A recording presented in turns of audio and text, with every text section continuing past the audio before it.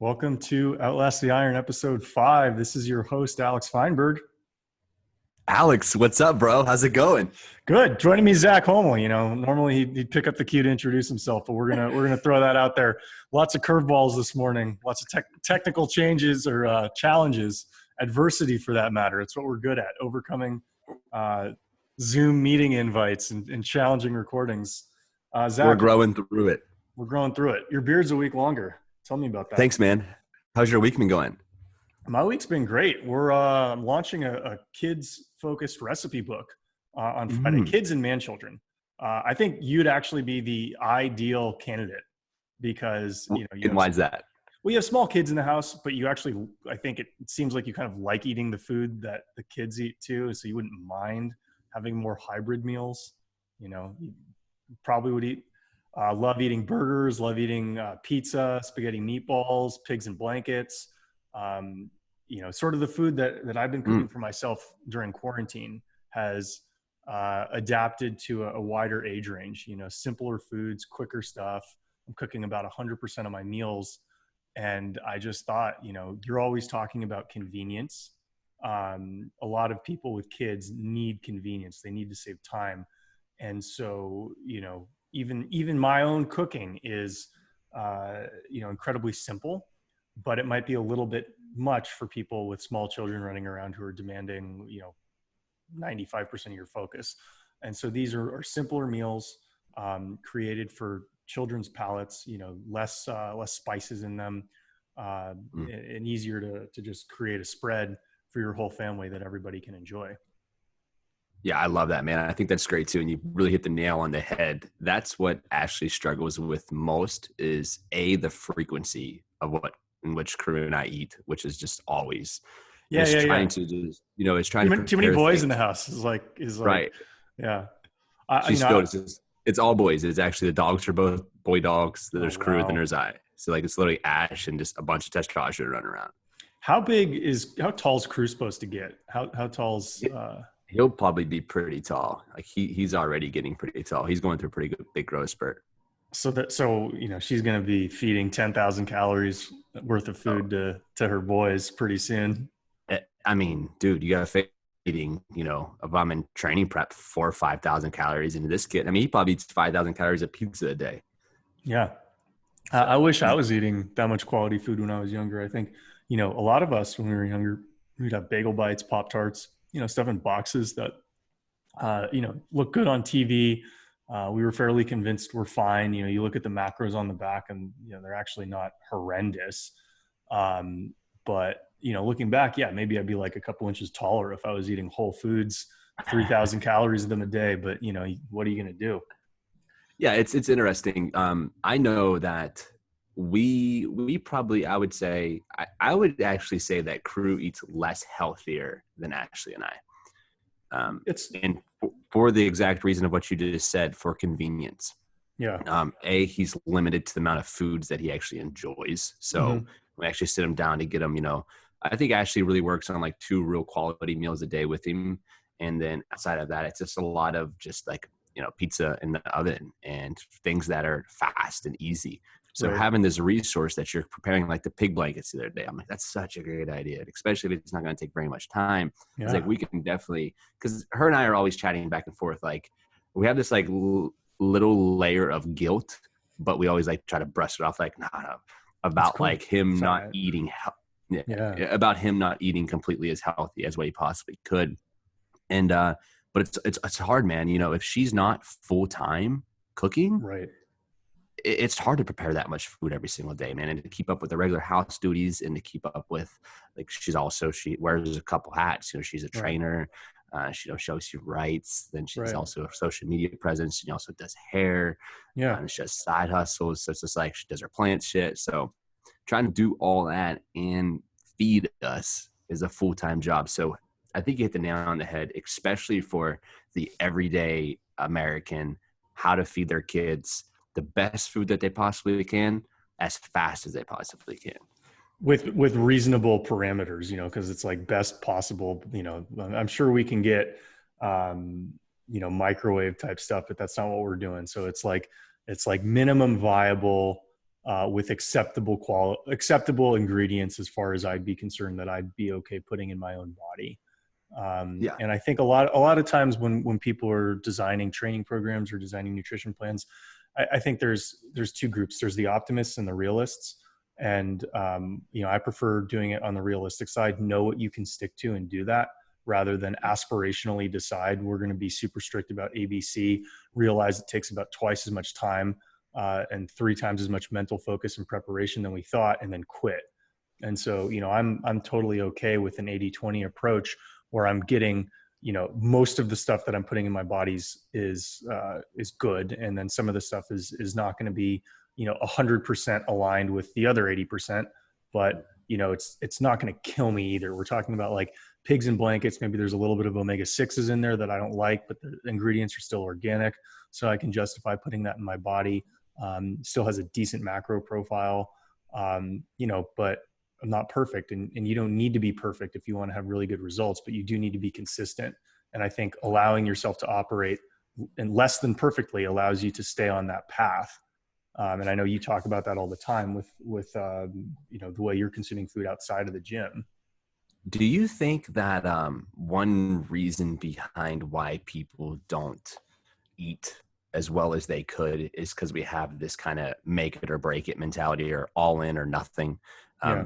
Because I try to pitch, this is the style of coaching that I pitch. And actually, Joel, I think, posted it on your social media about how, basically, like, when for someone who's new into nutrition, is new into training, we'll do 3 actual good nutrition days and 4 cheat days. Yeah. And people are like, what? That's crazy. Why would you do that? How are you going to get any improvement and see any results? It's like, because I'm not trying to get my guy super lean in 12 weeks and be like, oh, look, I can make a transformation.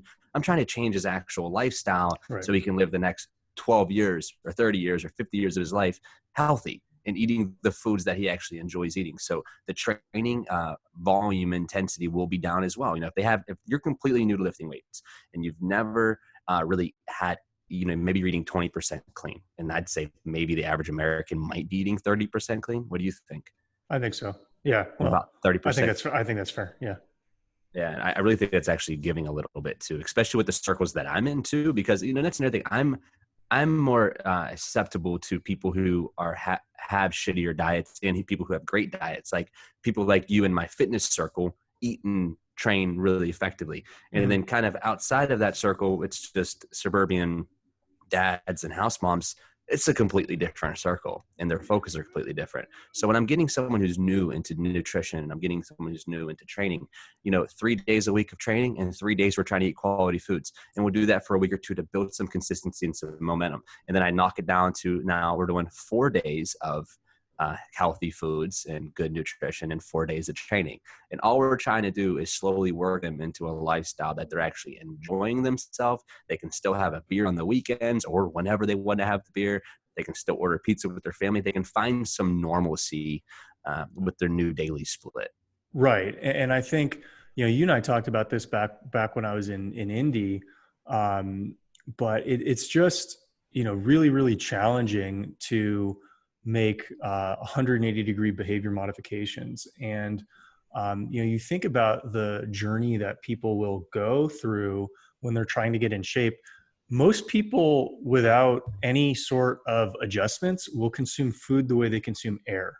They consume what is in front of them. Like, so long as I'm not smelling gas, I will just breathe whatever's in front of me because I've always thought that that's been fine. Like I've never lived in an environment where, I've before maybe a couple months ago where I've had to cover my face when I'm breathing and having to think about these things is an additional layer of stress that most people probably are uncomfortable with. At the same time, their bodies are really frustrating them. And so they're willing to like fight to give what they need to give to get the results that they need for like 3 weeks, except it probably took 25 years or at least 5 years to get where they are. And no amount of pain that you can endure over a 3-week period is going to overcome what you've done over the last 5 years. And it's really hard to get people to wrap their heads around the duration of your effort is just as important as the intensity of your effort. You need to be able to find a plan that you can continue with for the rest of your life. Pick an amount of focus that you're okay giving every day the rest of your life, and then become more efficient with that level of focus, right? So if realistically, if I'm willing to focus an 8 out of 10 on my diet, right, every day I'm willing to focus an 8 out of 10, not quite a 9 out of 10, but I'm ready to focus more than 7 out of 10. I should be able to get more efficient in what that 8 out of 10 effort is every year of my life. So I should actually become more effective with the same amount of effort that I'm giving. And that's how I personally try to structure my own training plans and my own diet plans, is understand how much pain and how much focus I'm willing to invest, and figure out how I can invest that as efficiently as I possibly can, every month of the year. And if I'm smart and I can observe my inputs and outputs, it should become easier with better results over time. And that's actually what the results have borne out to me thus far. Yeah, man, I like that. Something tangible to kind of take away from that, the 8 out of the 10. So I'm not sure how often people are eating a day. It's funny. I talk to some people who eat like 2 meals a day. Other people eat like 10 different times a day, which includes snacks. So whatever this looks like for you, but I'm just going to kind of keep it real simple in a way, and a tangible strategy that I teach, because I'm real big on just percentages, and it's kind of just rough and guesstimations anyways, but it seems to really work, and it kind of eases that anxiety and that pressure of trying to consume only quality foods, or knowing when to do a cheat meal and how to do a cheat meal. What's a cheat meal look like? And typically I tell people, if you're typically eating, let's say this is for percentage sake, 10 meals in your day, but throughout your meals, that 10 meals also includes like, some snacks that you're doing, some chips, whatever that might look like. I try to focus on my serving sizes. So if I'm teaching someone how to eat more effectively, or better quality foods too, I say, if we're eating, in theory, 10 meals a day, I want your focus to be on the meals that are more quality meals. You need to have bigger servings. So the meals when you're eating steak, fish, chicken, good protein sources, a decent carb source, and the veggie, make those meals bigger serving sizes.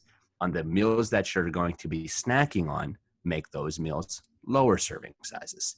Just from doing that alone is going to help my guys eat more efficiently and better quality foods, because they're going to be filling themselves up more with those big meals. And then when I talk about, the little small meals that we put in the mix, and this will kind of change throughout a month period of time. So if I'm like, okay, he writes down, this is the foods that I'm snacking on throughout the week. I like to eat chips. I like to eat this. This is what, okay. So rather than eating chips here, let's just replace this out with some fruit. Eat some vegetables, a little bit of fruit. So a lot of people like right now is a great time for like fresh gardening. So people will enjoy gardening. So hey, listen, go out there, grab yourself a tomato, or green onions are popping up right now. Grab yourself a couple green onions, throw some salt on them, and eat an orange. Yeah. And so I just start small little tangible things that we can look at. And the next week, like, dang, I ate less than a bag of chips this week, where I typically eat 2 or 3 bags of chips a week. Right. And just those small little changes, it begins to course correct over time. Right. And I think what's challenging for a lot of people, maybe if they're not where they want to be, if they're not where they want to be, they probably haven't figured out a viable path to get where they want to be. And so what ends up happening is they get information overload. Zach has one approach, works for him, works for people he works with. I have an approach, works for me, works with people I work with. Other approaches online might work for those trainers or those registered, dietitians and the people that they work with. But ultimately, what we're looking for here is a Swiss Army knife, where there's really many, many paths to get to the destination that you want to get to. And you need to figure out the one that works best for you. People get overloaded with information and they freeze, right? So a lot of times if you feed someone too much information, if somebody's really motivated to get their body right, and, they come into Iron Valley Barbell and Zach's going to tell them about all sorts of, physical therapy movements, all these thoracic rotations, they're going to be deer in headlights. They're not going to know, okay, so it sounds like you're telling me to do 140 different things. You want to simplify it. Do these 3 things, do these 4 things, do these 3 things. So we can continue developing the habits of consciously paying attention to the things that are going into our bodies. Check this out, man. Go ahead. Sorry, Alex. Go ahead. No, go ahead. Go. I just researched this. The average person will try 126 fad diets over the course of a lifetime. A new poll claimed. A poll of over 2,000 participants found on average that they will embark on at least 2 fad diets a year, which is typically abandoned just after 6 days. So Yeah. that's So, the average. right. Just I a would quick Google search. imagine. Yeah. The But 6 days just after in that, Thanksgiving. Yeah. 6 days to right, start the right, right. year. Yeah. But you're talking 126 fad diets. So we know that there's millions of different diets to do out there. But what I typically find is when people come to me and they tell me how they've been dieting or how they've been eating and the previous diets they were on, their people typically stay within the same realm over and over and over, or Mm-hmm. it's very extreme. So I Mm-hmm. consider it the same realm. Even though being a vegan and being a carnivore is completely different things, they're both extreme.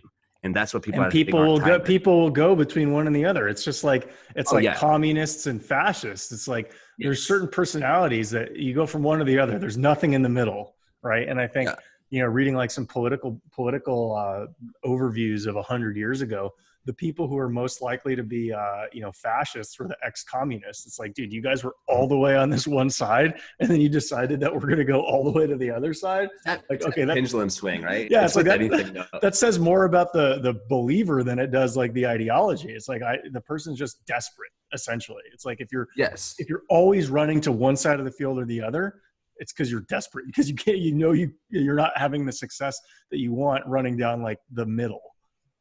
Right. So if you have if you try 126 different diets over the course of a lifetime, what I would suggest for people before they choose on what strategy to try next, okay, I think the best strategy available right now is Alex's strategy. He literally eats when he's hungry and eats as much as he wants when he's hungry. I'm like, yeah, that makes sense. That's what it's like to be a human being, because you eat good quality foods, the foods that you're supposed to be eating from the beginning, and you have as much of it you want. And then you go out and you train your body and you stay jacked and you stay lean all year long. It's the most simplest and effective approach that anybody can have. But let's just say that you've tried that approach before and you're like, well, I just ain't disciplined enough, or whatever it might look like.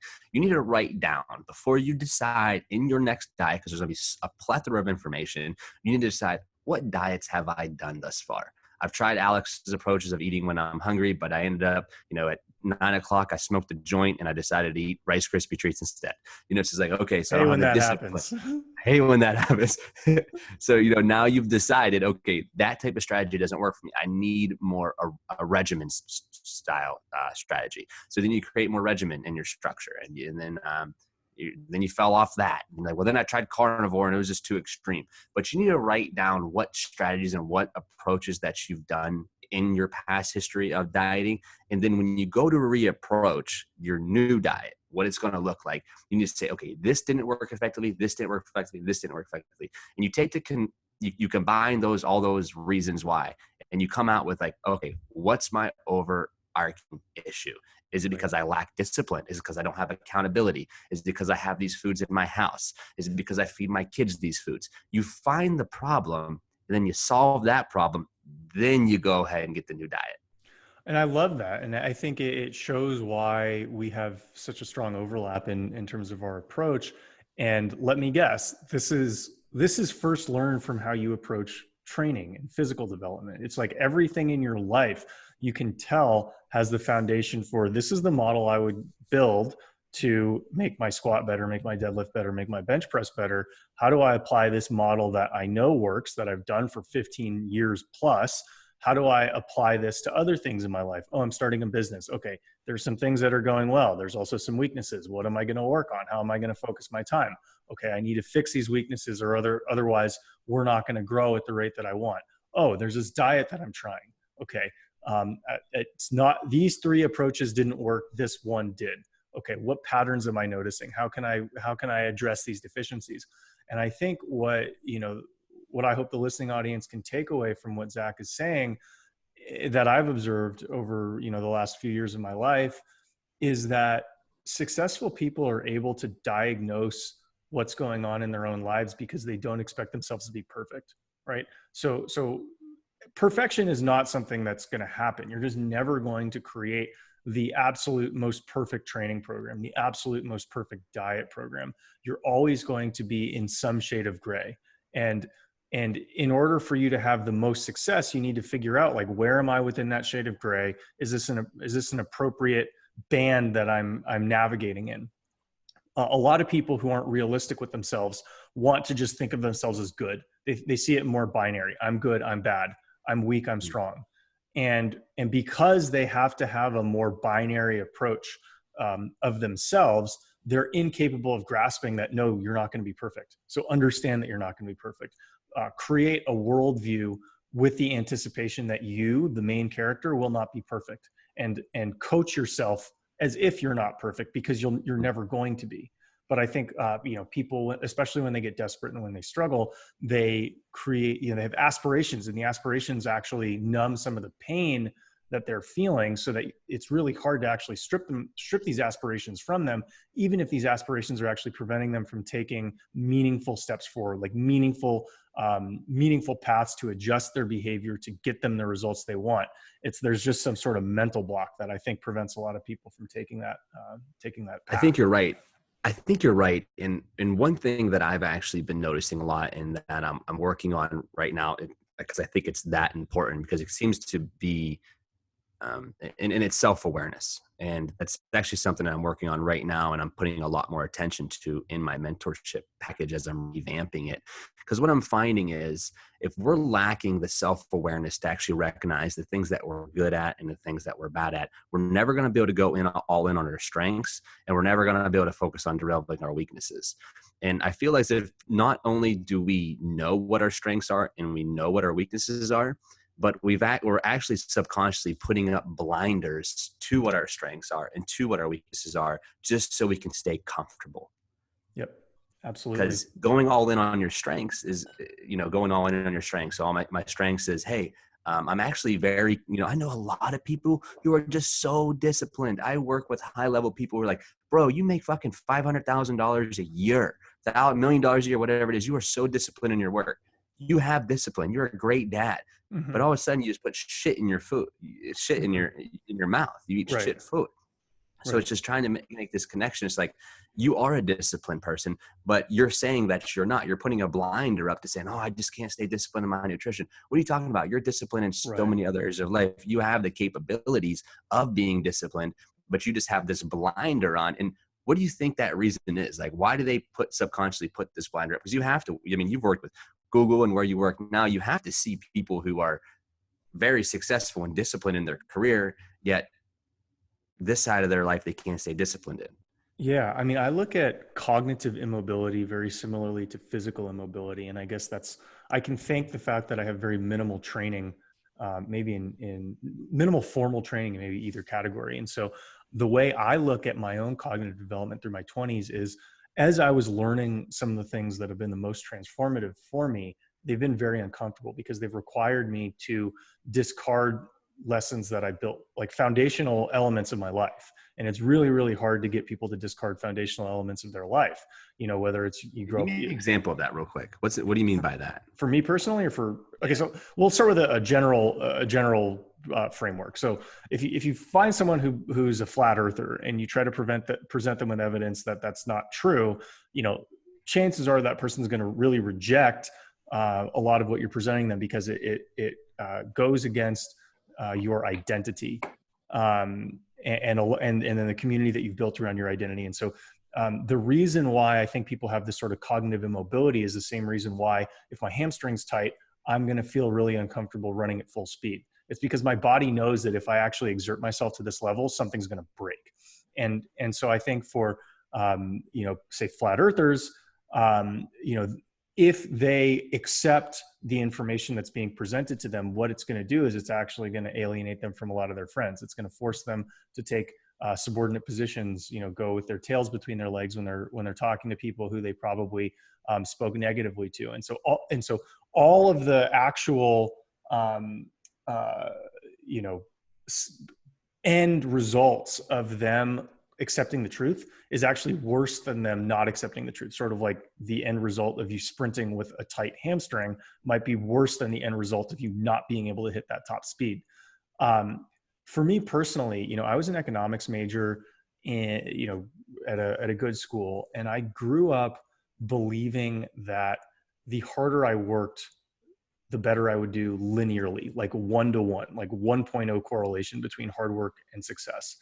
And that belief took me places, took me very far. You know, it took me from, you know, growing up in a small suburb in California, a San Francisco suburb, to getting a scholarship to play at Vanderbilt and playing in the SEC, playing at LSU, playing at Arkansas in front of 10,000 fans.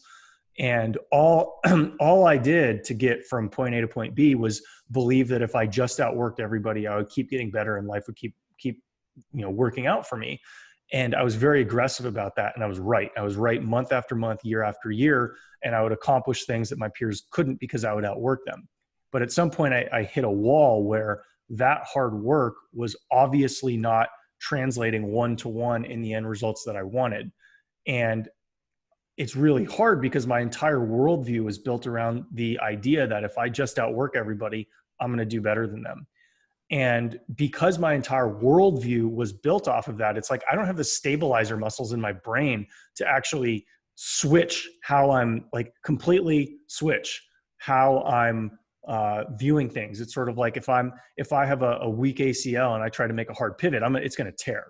And so there wasn't a very good way for me to go from point A to point B, which is why it probably took me a couple years to kind of pull back, relearn, redevelop like essentially neural pathways for how I would view the world and have a more refined view of what I thought hard work was and the end results that I expected of it. And so that's the equivalent of taking a guy who's maybe benching 315 and saying, okay, I see that you're benching 315. You're not going to really bench more than 335 with that form.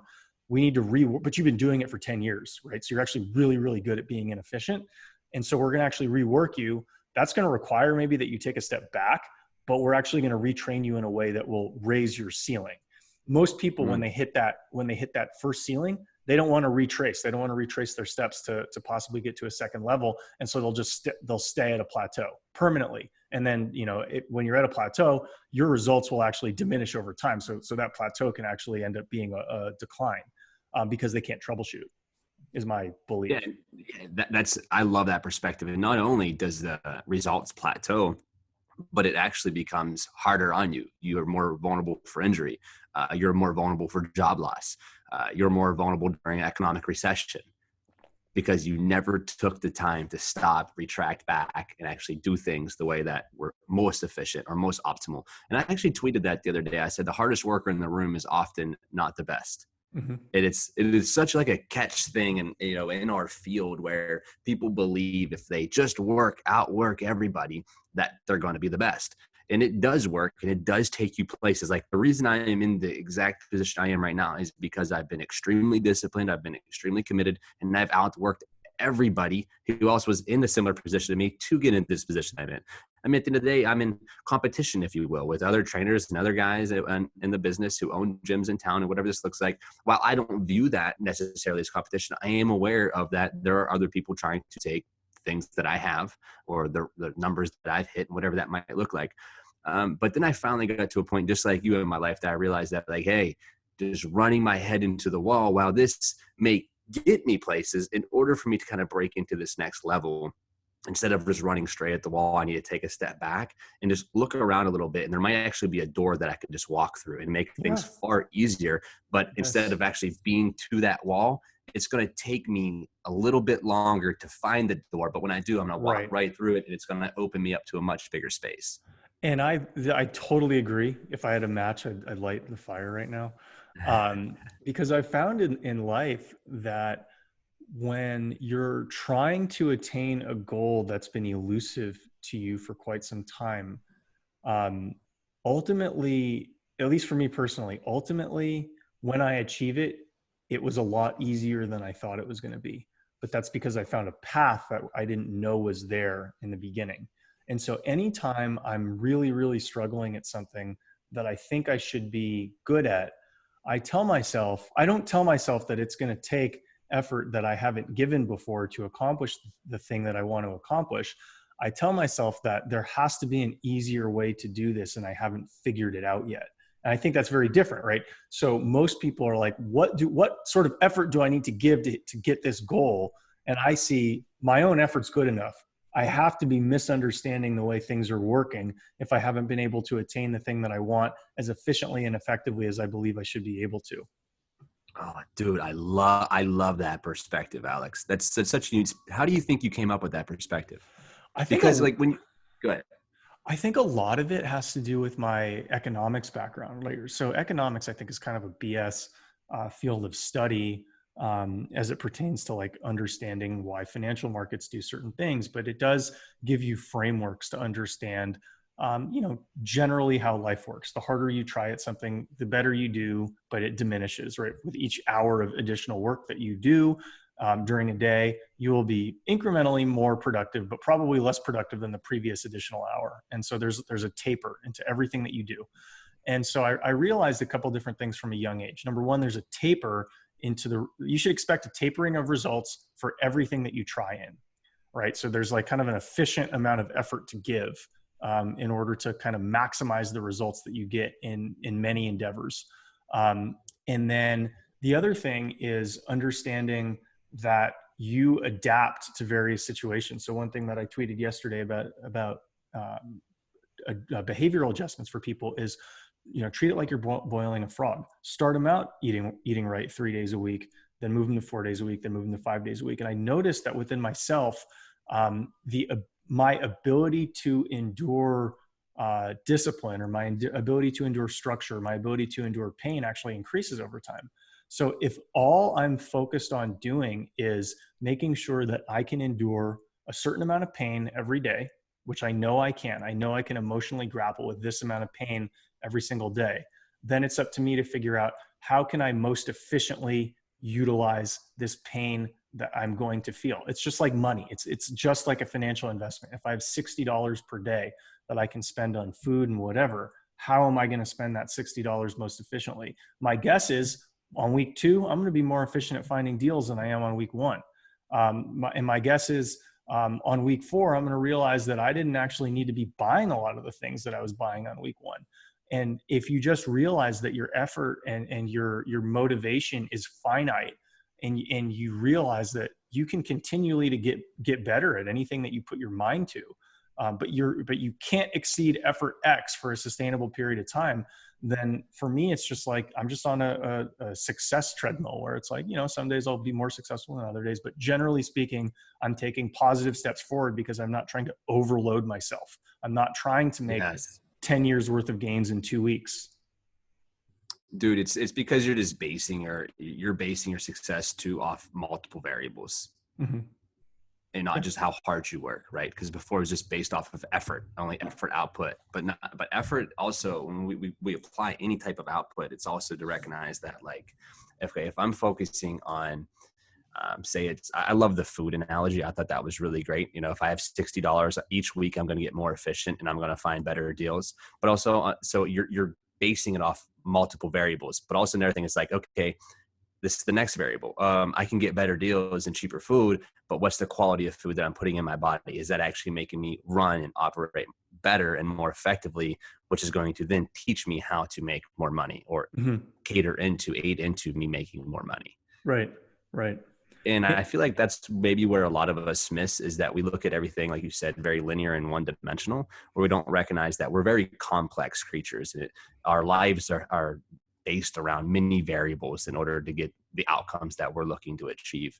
If you want a better squat, it doesn't mean doing more squats. It means developing out multiple weaknesses. Another variable would be the nutrition that you're putting in your body, how much you're putting into your body, what's your water take at, what's your stress levels at, where your fatigue levels are at, and what's your previous day and the recovery day after look like. Mm-hmm. So if we're looking to get a better squat, I just named 7 to 10 things right there that we also have to take into consideration when scaling our squat.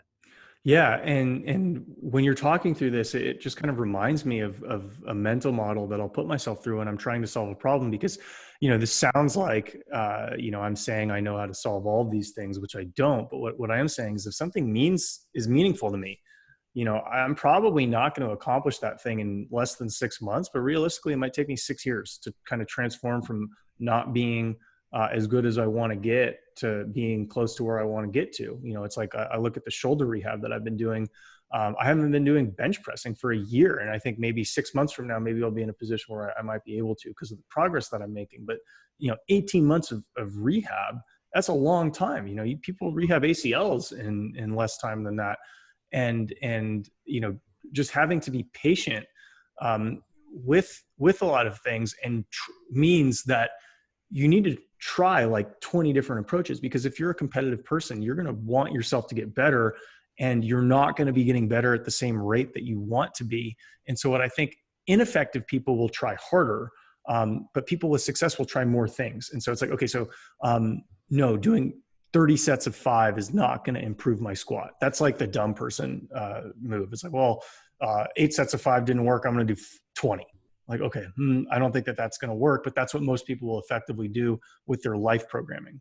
The more effective people will say, okay, well, the squat's a complex movement. It requires, you know, balance, strength. I believe that my core is my limiting factor. Somebody reworked that. Oh, actually, no, it wasn't. I have a stronger core, but that hasn't quite translated into a stronger squat. Okay, maybe it's my hamstrings. Let me focus on those. Okay, actually, no, it wasn't my hamstring strength.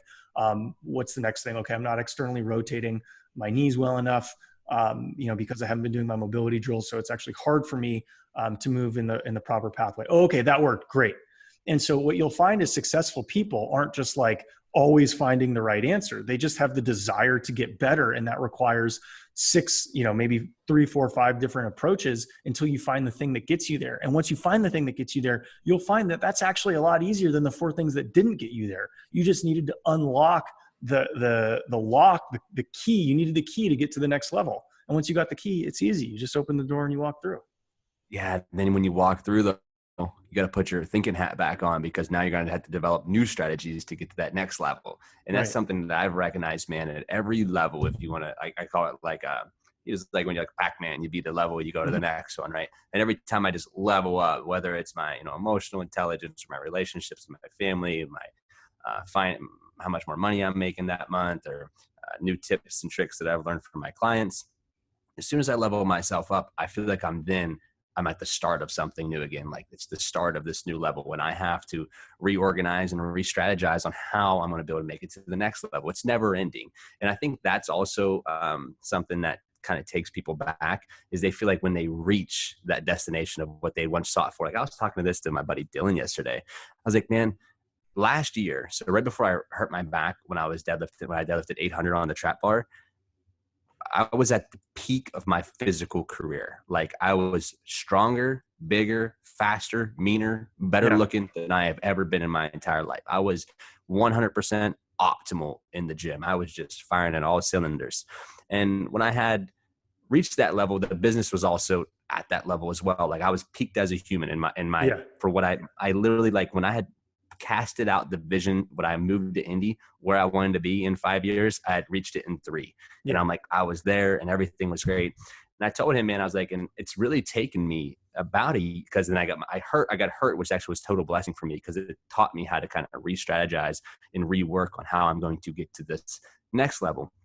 Right. But what happened was it actually took me out of the level that I was at. It was almost like I retracted a level. Yeah. And my performance went down. Even in certain areas, my mindset, like I wasn't I felt like I was sharper in some areas, because I was learning how to not get my identity wrapped up in only training. But also my mindset was also developing in other areas, or it felt fatigued in other areas because I wasn't challenging my body enough. So then it was like a lot of wrestling. And I was like, but I told him, I was like, man, I reached the pinnacle of my career, last year. Then I realized I kind of put myself on autopilot, because this is what I always wanted. I don't want anything more. I don't need to be a multimillionaire. I want to have a good living. I want to have a hot wife. I want to have good sex. I want to lift heavy weights and do the things that I want to do when I want to do them. And I want to answer to nobody. And I reached that level. Right. And then I'm like, I just started kind of putting myself on autopilot. And there was a void in my life that I couldn't fill. And I'm like, why? I'm here. Like I'm growing financially, spiritually. I started beginning to grow again physically. My body started feeling good again. Why am I not feeling this void? And then what I recognized was bro, you have nothing that you've actually set out for. Like you reached that next level, that pinnacle, and then you didn't create anything to chase after that. And since I Yes. didn't have anything definite to chase after that, I became monotonous in my growth Yeah. as a person and what I want to do next, because nothing was actually challenging me enough to Right. want to go to that next level. Because nothing, it was at that time too, I think I had to do a lot of soul searching, because nothing actually motivated me enough though to want to, or inspired me enough to want to. There's no projects that I want to get into. I'm like, oh yeah, I want to work for fucking, the next 2 years on really developing that out. And I'm going to Right. become, a professional at it. Nothing was really there. And it took, some time and some self-reflection to find what those avenues were going to be. And then, obviously the strategies that I was going to work to eventually kind of get to that level, which is things that I'm actually in right now. Yeah, and one of the things that I try to do that I probably developed in baseball is minimize my cognitive load. And I guess, thinking back over the last 10 years, I've developed a lot of strategies to minimize the emotional pain that I feel when I'm attempting to make any attempt towards achieving anything, because I realize that emotional pain is actually the thing that is likely to stop me from getting there. And so when I It's the same pathways. It's the same as what it is for physical pain. Like when yeah, yeah, your yeah. girlfriend breaks up with you and yours feels like there's a knife in your chest, Mhm. your body really feels like there's a knife in your chest. Right. And so the more efficient I can be essentially with the fucks that I give, the more I can properly manage my emotional pain. And Oh, so yeah. when I realize that the chase that Zach's talking about is actually held within every competitive man, right? Every competitive man, you look at these people who they make a lot of money, they try to retire when they're 45 and they can't do it. They sit at home for 3 to 6 months and their wives are like, get out of here. Like, I cannot stand being around you because you have too much pent up energy. But when you build your goals around things that around essentially advertising images, you see, oh, this guy looks like he's having fun on this boat in the Caribbean, I would like that to be me. You're basically, the target that you're setting for yourself is someone trying to sell something to you. It's an ad. And when you actually get there, a lot of times you realize that it doesn't deliver what the ad made you believe that it was going to deliver, which is because that's what advertising does. That's what good advertising does, is it makes you believe that there's all of these great qualities to some product or service that may or may not actually exist. And so once you realize that as a competitive person, you're always going to want to take steps forward, you realize that there is no end goal. It's like, it's all I'm signed up for is continued progress. And it's a lot easier for me to make progress on a continued basis when I realize that it's just every single day I'm just going to try to get better every single day. Mm. And it's not like I'm going to grit my teeth and try to get better. It's like, I'm going to try to get better results with the same effort every day. Right? If I can get Yeah. better results with the same effort every day, I'm going to be better. And that's going to be better than me working harder than everybody the next day. It's like, I'm going to figure out, this is how hard I'm going to try. And I'm going to try to get more and more efficient with the effort that I'm going to give every day for the rest of my life.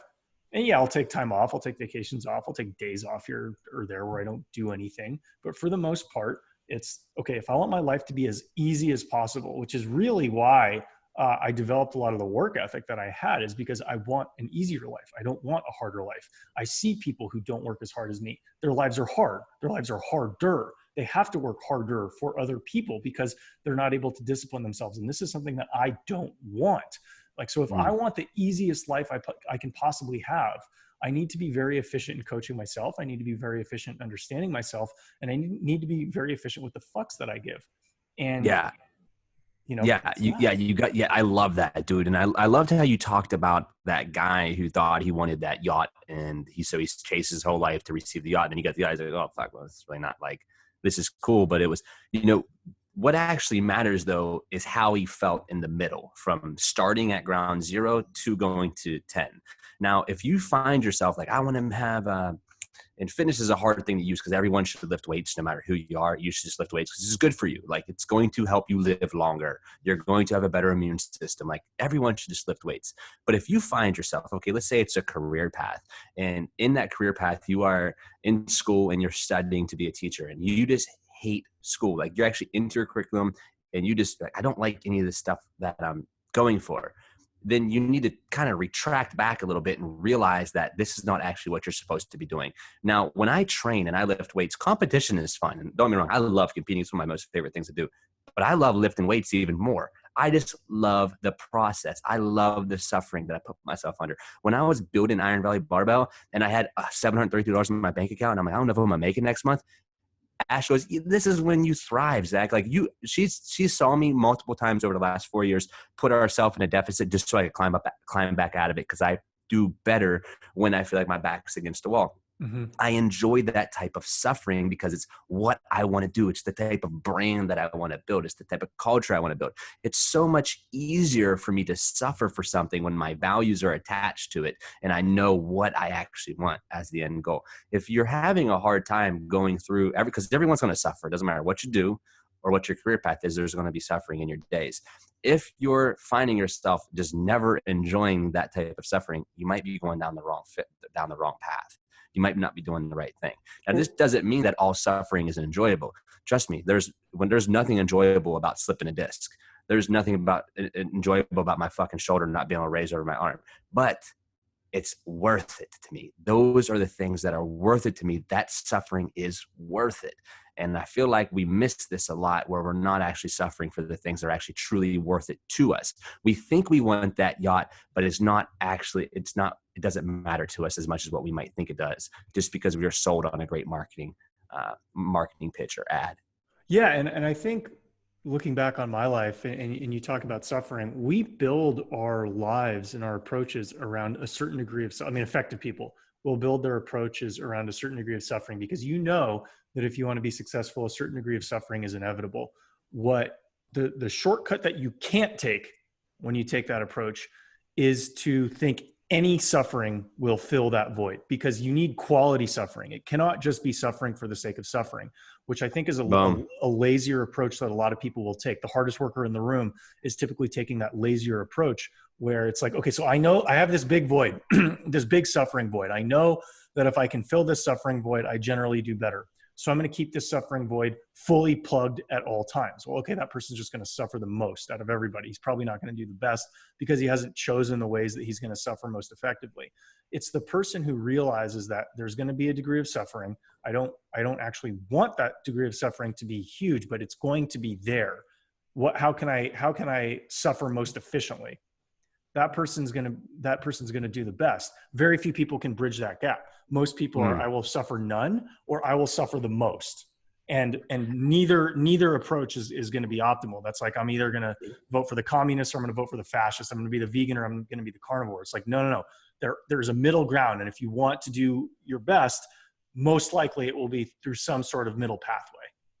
And it got to be it gets so personal here now. You have to attach that with your values. Like a man, everybody, a man, woman, everybody. But you got to set forth, these are my values. These are the things that I believe in. These are the things that how I want to conduct my life. Not a goal, not saying, well, I want to get married. No, it's, I want to be a loving, affectionate person and share that with someone who I love for the rest of my life. So that's the value. The value is being loved and an affectionate person and share that with someone else for the rest of your life. The goal is getting married, but right. The value is the person that you're going to be when you're married. And I feel like this is where a lot of people miss. They actually don't set forth true values to themselves. Like I have certain values and I have certain principles that I live by. Like principles that I live by is question everything. If someone just throws something at me, I just don't take it for face value. I take it. I allow my mind to do the work based off of my personal experiences, what I believe is right in my world, and then I base an opinion off of it. I don't feel like people live by strong enough principles or have values that they actually project out into the world. So they're just very easily manipulated with what they think they want or what they think they need to have, but not actually what is true to them, what they actually truly want to have or truly need. Yeah, and I think this goes back to our earlier conversations about people formulating their own worldviews versus relying on others to simplify the world for them. And I stand by what I think I disagreed with you on a couple episodes ago, where I don't think that most people are in a position to independently formulate their own worldview. And so if I'm correct, what that means is most people cannot define success on their own. Their only definition of success is success as defined by somebody else. Well, if you let somebody else define success for you, chances are that person's going to get something from that person's ability to define success for you, whether it's your money from selling you a boat, whether it's your time from working you into the ground as an employee at their company. Like if you let other people define success for you, there's a tax you're going to pay to those people. You're going to essentially pay them a commission to define success for you.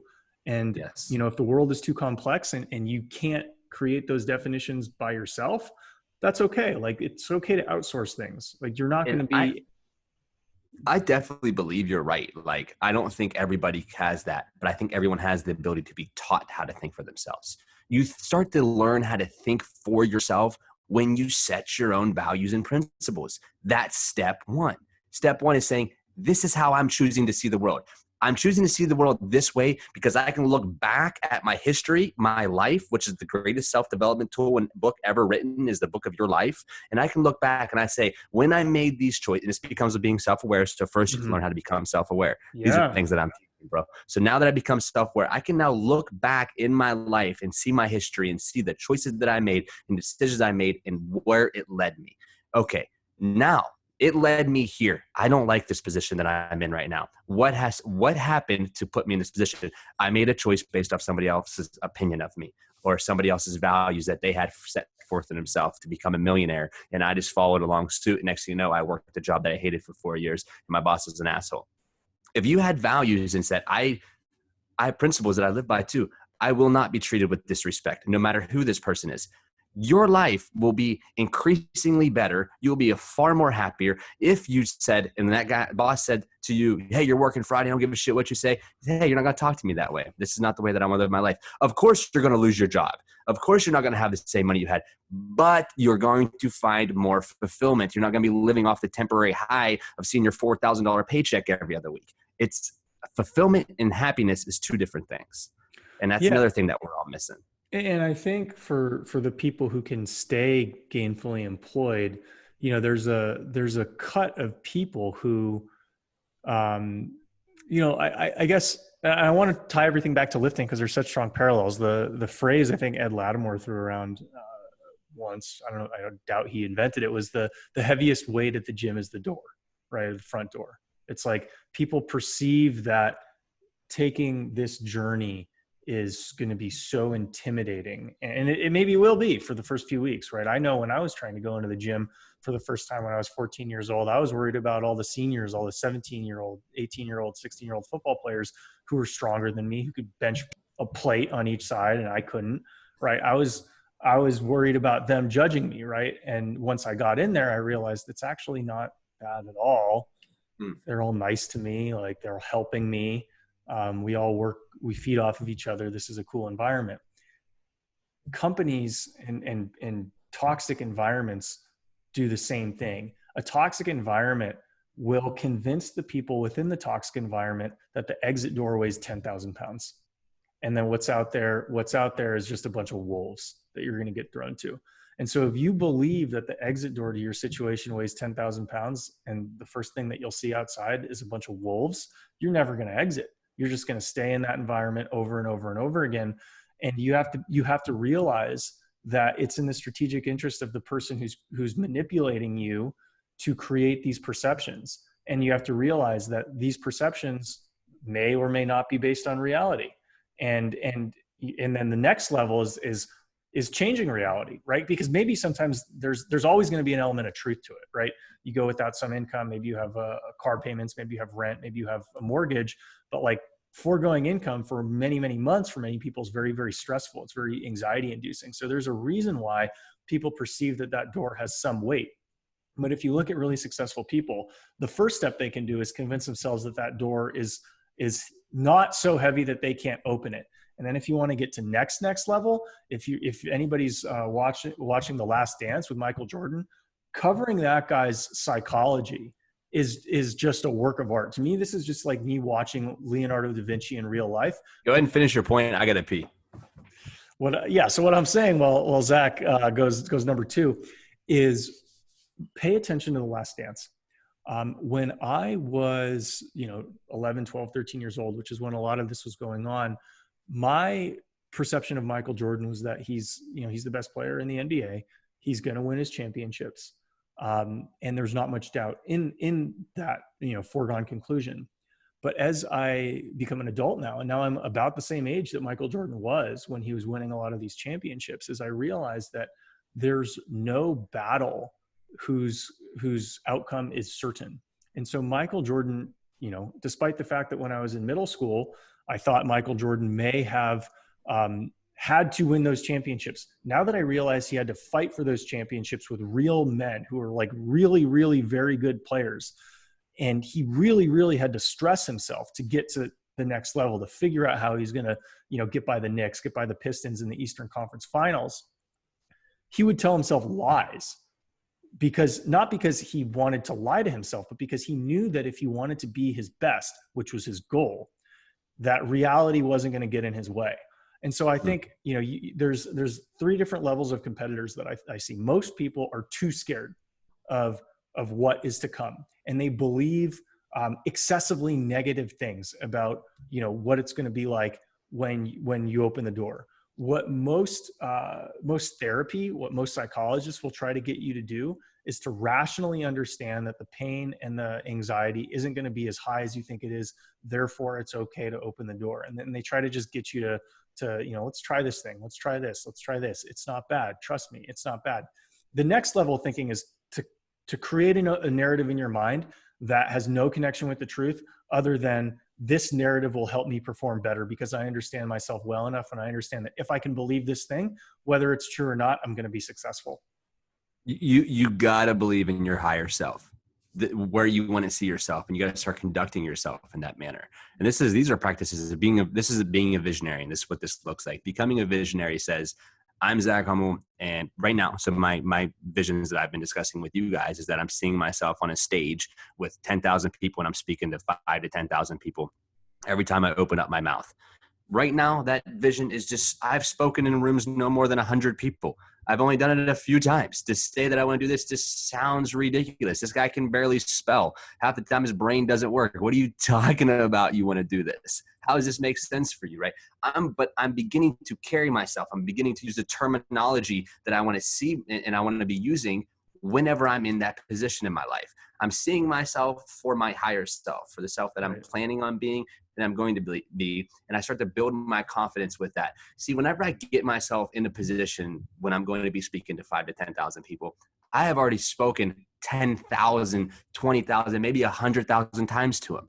In my mind, it's replayed over and it's replayed over and it's replayed over. So much so that all I have to do is literally show up and the words themselves will come pouring out of my mouth like they're from God himself.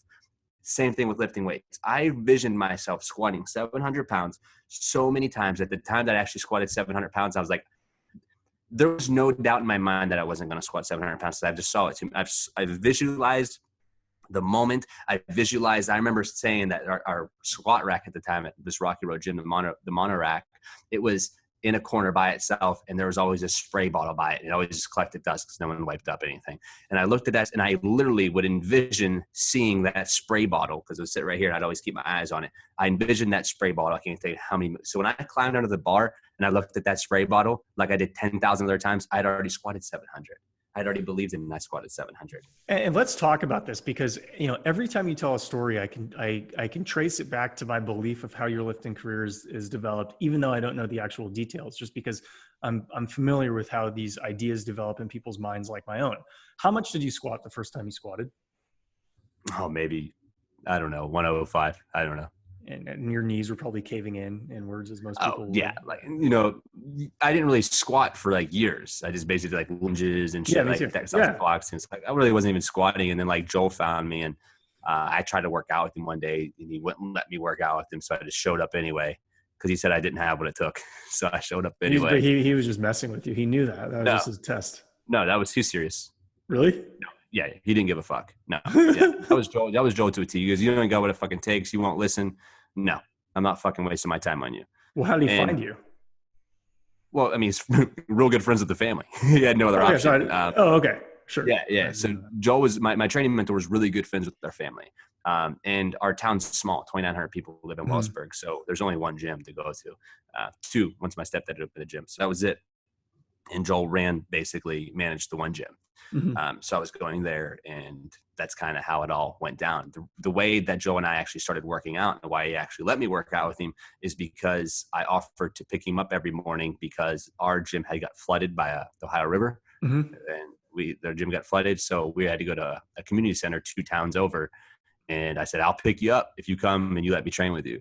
I see. That's kind of how it all got started. Yeah. Cause he was real, like, if you're not going to give, which I think I get a lot of my ruggedness from him and this mentality from him, that I don't care to fucking work with a million people online and shit. And I know we've discussed this before, and because I just want to be intentional in how I work with people. But also on top of that is I just don't want to fucking deal with people. Like if you're not the fit for me, if you don't want to actually put in this work yourself, like I'm not your accountability coach. Did you do your squats today? I expect you to do your squats. If you didn't do your squats, what the fuck are you paying me? What are we thinking here, man? Come on, do your squats.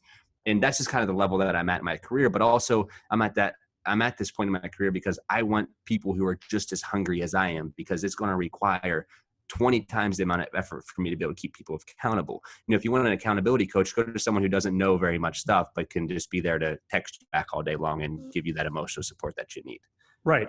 And so let's talk about the vision that you had, because, you know, if you first squatted 105, say, we don't even know, it's probably the same way. I don't really know how much I squatted the first time I squatted. You know, you probably saw other guys squatting 2 plates and you're like, that's good. I want to get there. Right. And then when you got to 2 plates, you're like, oh, 3 plates. Like I want to get to repping 3 plates. And you got there. And you're like, oh, I just want to get to repping 4 plates. And then you get to 4 plates. And then you see, you're like, well, I want to get to 5 plates. And so like, walk me through each step of the way. What was your goal? What did you envision when you were there? And then how long before you actually squatted 700 were you mentally prepping to squat 700?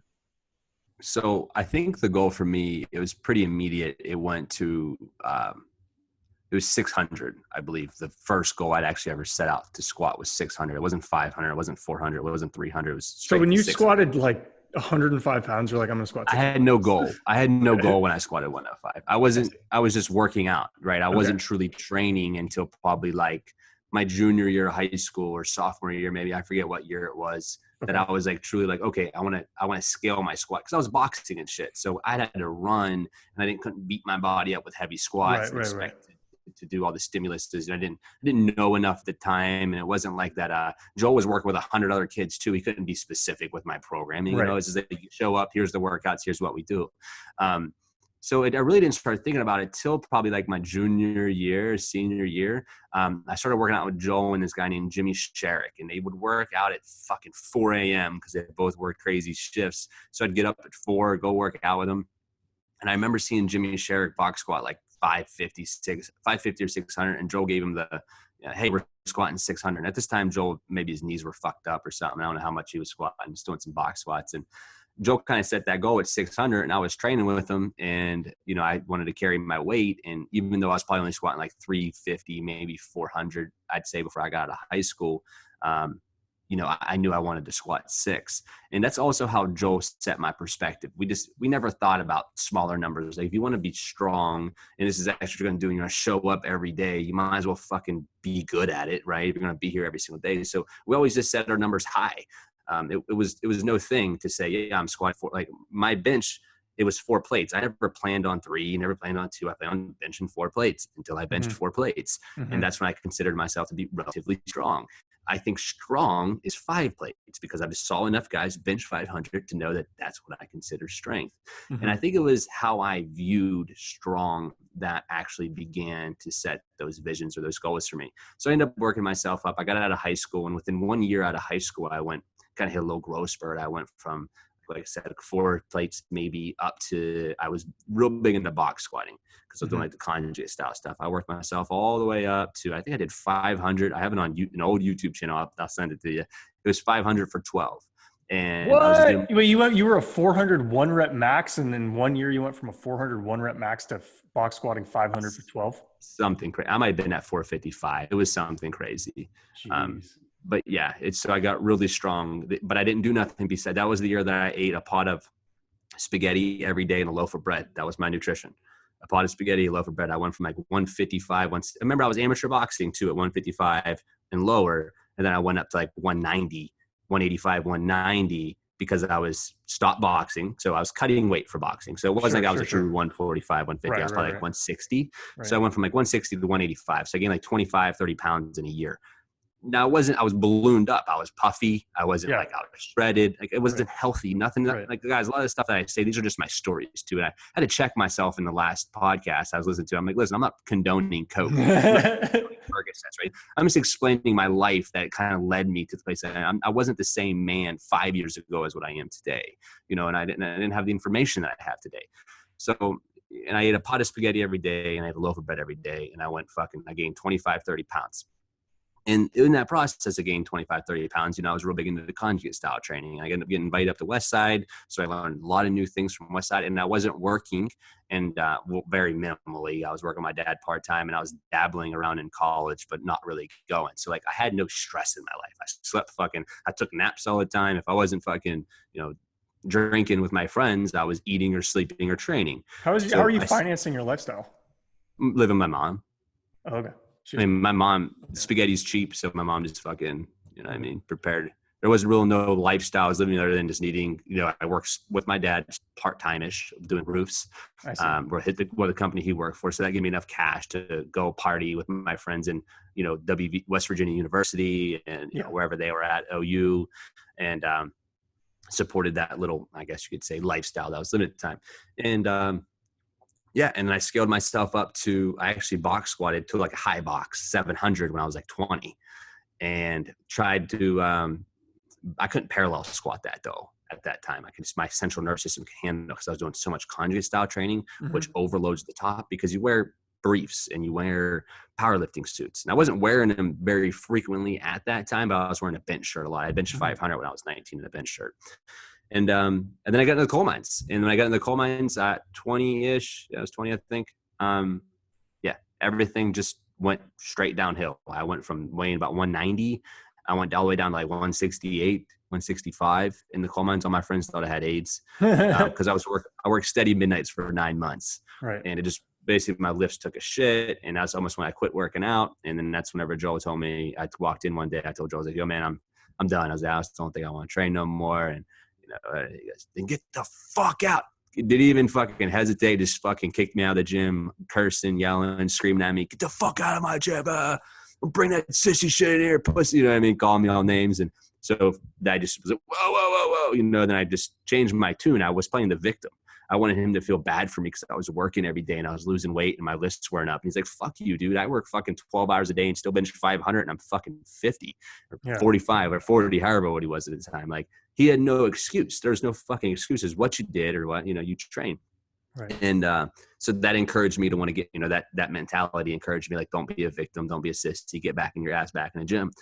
And I was still going to the gym, just I was half-assing it. And then that kind of really started to scale. Like I started becoming serious. I really started to study the shit even harder than when I was before. Around 21, I was just fucking just learning to the point of just like I was completely consumed with it outside of actually like work at the coal mine, which then led me to 550 parallel, pretty deep squat, and a 585, 85 deadlift, and like a 365 bench. And I was learning techniques and positioning. And when I was there, I would tell myself all the time, if I just fucking had more time to squat, more time to sleep, more time to eat, I would have already squatted 600 and I would have been on my way to 7. So it was probably my squat. It was probably my deadlift, actually. It was stuck at 585 for so long. It was probably my deadlift was the reason why I officially like left the coal mine, is because I wanted to deadlift more weight. I needed to do a job. In order to do that, I just reached my peak at working 10, 12 hours a day, not eating effectively, traveling, commuting 1 hour each way. I was like, if I truly want to be elite professional level at this, I need to stop working in the mines. And that's when I got my job with Muscle Farm. And within 1 month of quitting my job and sleeping, I squatted 600 and I deadlifted 600 for 3 reps within 1 month. Yeah, my squat went up 50 pounds and my deadlift went up 30 pounds for reps. And then 1 calendar year after that is when I started my reign in powerlifting, when I started setting multiple junior world records and open world records following.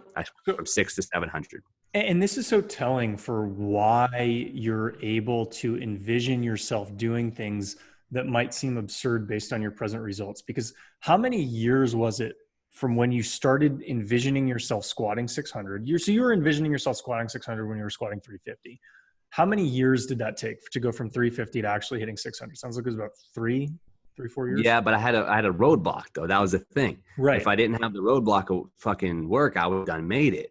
Now, when the roadblocks was removed, it was 1 year. I went from 6 to 7 because I knew I had it in me.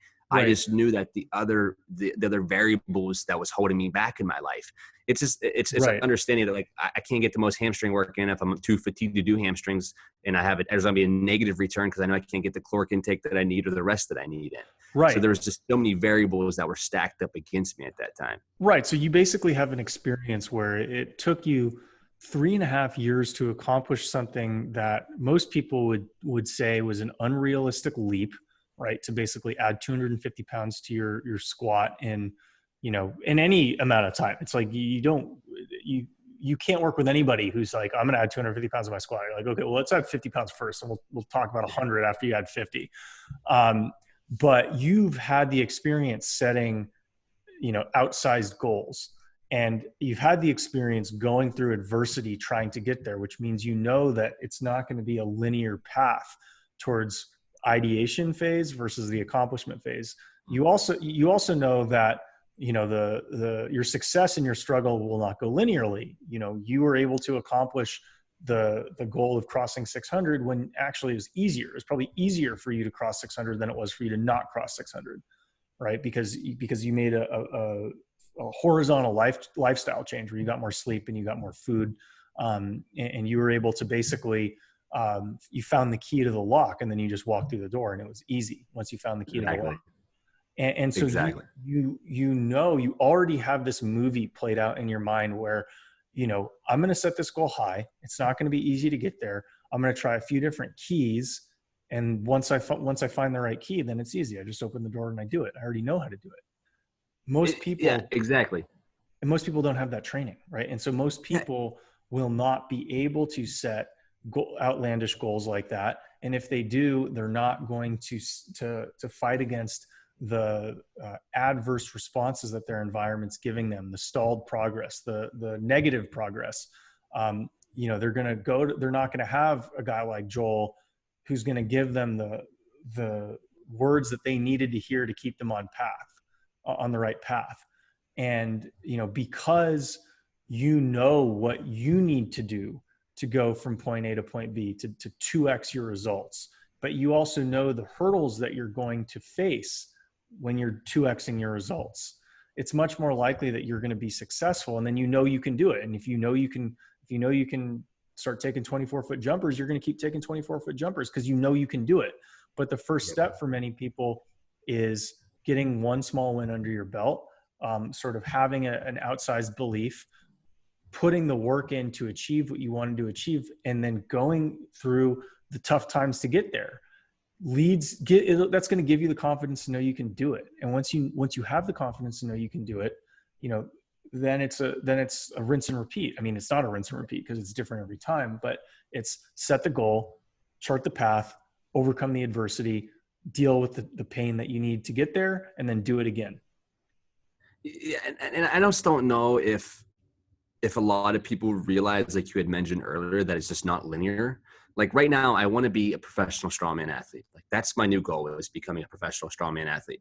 But what's crazy is like that's like number 8 or 9 on my value list. Like right now, it's just like on my priority list, it's very low. Like I definitely want to become a strongman athlete. Like it's in the back of my mind.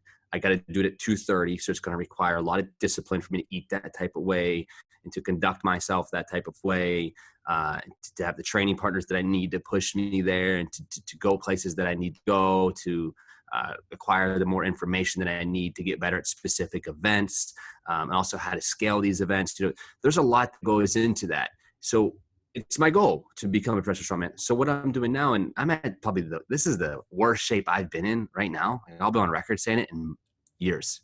Like I'm in one of the worst shapes I've ever been. It doesn't mean I'm not strong. I benched 405 the other day, no problem. That's my bare minimum strength. I deadlift 585 for 3. When I did my deadlift workshop, I was preparing my deadlift workshop book, and I deadlifted 580 for 3 with no warm up, without deadlifting in months, on a sprained ankle. So it's just like I know my raw and general strength is up, But there's a lot of hurdles for me to get through to become both as good as I was, 2 years, a year ago, to become that good again. It's going to take a lot of hurdles. But to become an actual better than that actual guy that I was 2 years ago, there's going to be a ton of adversity. So to say it's a 3-year goal is not unrealistic. Just to open up my eyes and be like, it's probably going to be about 3 years. But I'm not too stressed about it taking 3 years. I'm just going to go through the steps that I got to go through in order to get me there. I'm going to squat 800 too. I've never squatted more than 720. I will squat 800 and I will deadlift 800 with a regular bar. And right now, Steenham's goals, they just seem super far off. But if I just chip away every day and I do my core work and I do my hamstring work, I keep up on my mobility and I keep focusing on going from 80% clean food to a 90% clean food. If I just do the small things every day, it's the compound effect. I just course correct every day. I was explaining this yesterday that, our lives are literally one choice away from being a drug addict and one choice away from being a millionaire. Like we're only one choice away. And I remember that human beings, us as humans, make 35,000 decisions a day. Some are as easy as the conversations we're making right here or me drinking this water. Other decisions are a little bit more complex and they really help us decide the outcome of our next day, our next day, or a week, and eventually our life. So when you recognize that all the choices that I make in my day hold some relative amount of weight, when you start recognizing what choices hold the most weight, you think about those choices a little bit more. You start to pair those choices with what your principles are, what your values are. And one of my values is that one of my principles is I'm going to become a strength athlete. I'm going to become a professional strongman athlete. So since that I've set this goal for myself that it's not changing, it's what I want to be, I just have to make small choices every day that's going to get me there. Rather than eating that popsicle, I'm going to make a small choice. I'm going to eat some chicken. Rather than not skipping out, I don't want to do my ab work today. One set, bro. Just do one set of fucking crunches or just do one set of planks. It's a small little choice that I'm making in my day-to-day, and now I'm changing my habits that's going to lead me to that end goal. I don't always have to be my best self. As Joel would say, just do the next thing right. And he taught me that. Hey, doesn't matter what you do, man. Just do the next thing right. And then he also taught me never break the law while you're breaking the law. Those are two great pieces of advice. If you're speeding, you better not be drinking. If you're drinking, you better not be speeding. You got to think about not breaking the law when you're breaking the law. Another thing you got to think about is just do the next thing right. If you drank and drove last night, then today's the new day. Not the best thing, probably not the best thing to do. That's not the best thing to do next. What's the best thing to do? Sober up, not drink and drive. That's the next best thing. Always just do the next thing right. And when you think of that and you kind of conduct your life in that, it's not so overwhelming. I'm not very overwhelmed with benching 500 pounds or overwhelmed with becoming a strongman athlete. But if I look like, I got to carry 340 pounds per hand, 60 feet in like 8 seconds, how the fuck am I going to do that? Sounds so overwhelming. I'm like, I got to do this. I got to do this. I'm like, stop. Just get real good at carrying 250. You get real good at carrying 250. You're going to be pretty good at 280. Get real good at carrying 280. You see what I'm saying? It's those small incremental goals that I set for myself and those daily choices that I make. Right. It's much more simpler than what we all make it. See, the thing is, self-development and the self-help shit, it gets complicated, right? They try to overcomplicate it, but it's truly just stopping. It's metacognition. It's the ability to think about the thoughts that you have. Mm-hmm. So when you think about, okay, why am I thinking this way? Do you ever stop? I'm sure you do because you're very analytical too. Stop and think, why am I thinking that? And what does that actually lead to? Oh, yeah.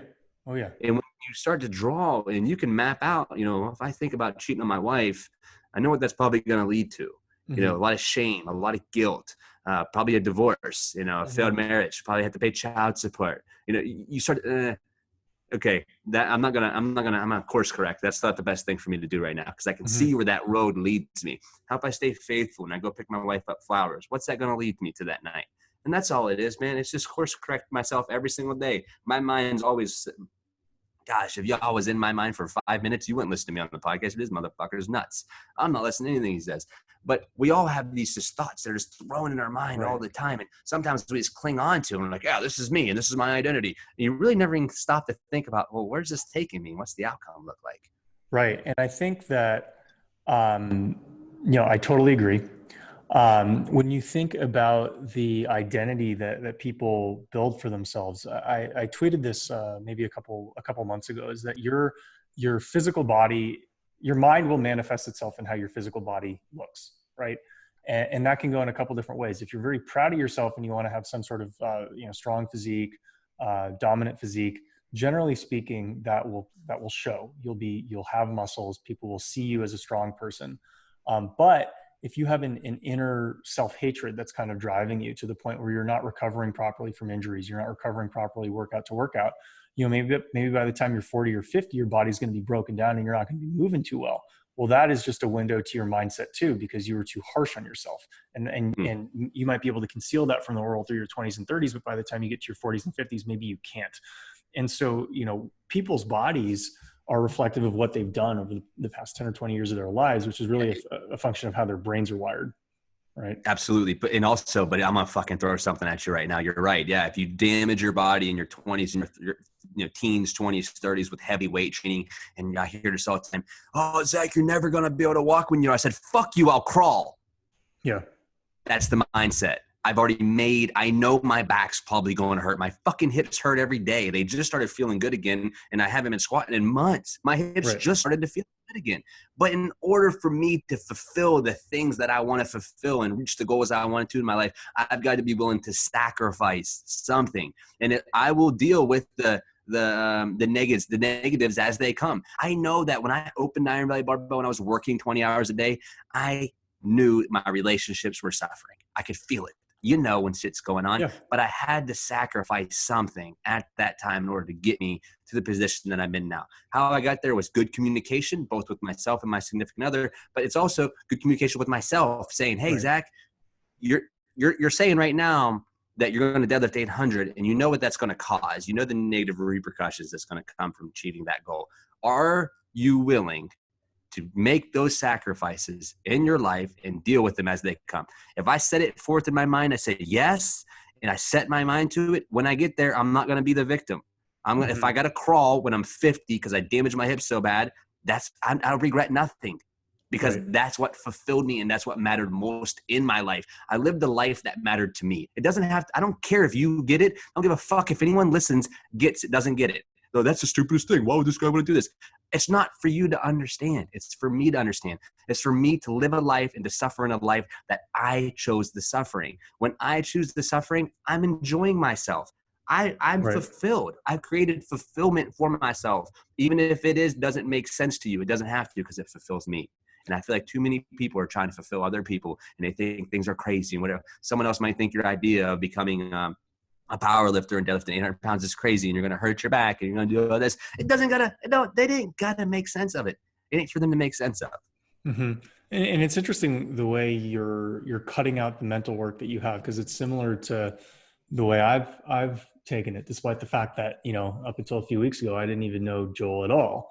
And, it sounds like he's teaching you some stuff that, as an athlete, as a baseball player, and we've spoken about this, how I think your life spirals one way or the other. The more good things happen, the more good things that happen to you, the more good things are going to happen to you. And the more bad things that happen to you, the more bad things are going to happen to you, which is why it's always important to continue doing well. No matter how well you're doing, you're one loss away from a second loss, right? And you're all in, which makes it a third loss easier. And so it's like, you're always in danger of a downward spiral. And so no matter how successful you are in life, you can never, memento mori, you're mortal. And so if you take your eye off the appropriate target, you can have an easy loss that you could have avoided, which is going to turn into two losses that you could have avoided. And so, when things were going as well as they were for you, and you try to do the dumbbell, I don't even know how to call it, but the one-armed, probably pressing 150 pounds, 165 pounds or something. No, don't fucking, it's 180. Don't fuck me. What? Okay. So 180 pounds. Sorry. Yeah, the circus dumbbell. The circus dumbbell. You lost a modicum of focus. So you didn't discharge the dumbbell when you lost control of it. You tried to stabilize it with your other arm, which you're not supposed to do. And that small deviation from the next best thing, right? You got off of I'm going to do the next best thing approach, because the next best thing after you lose control of the dumbbell is to let it drop. But because you let your mind slip from doing the next best thing, that ultimately resulted in not being able to compete in the competition, a little bit of a layoff, which then led to compromising your disc. Now you figured out a way to make good on these negative steps, right? So that's because you're resilient. You can always figure out a way to turn a loss into a win, or at least turn a loss into a tie.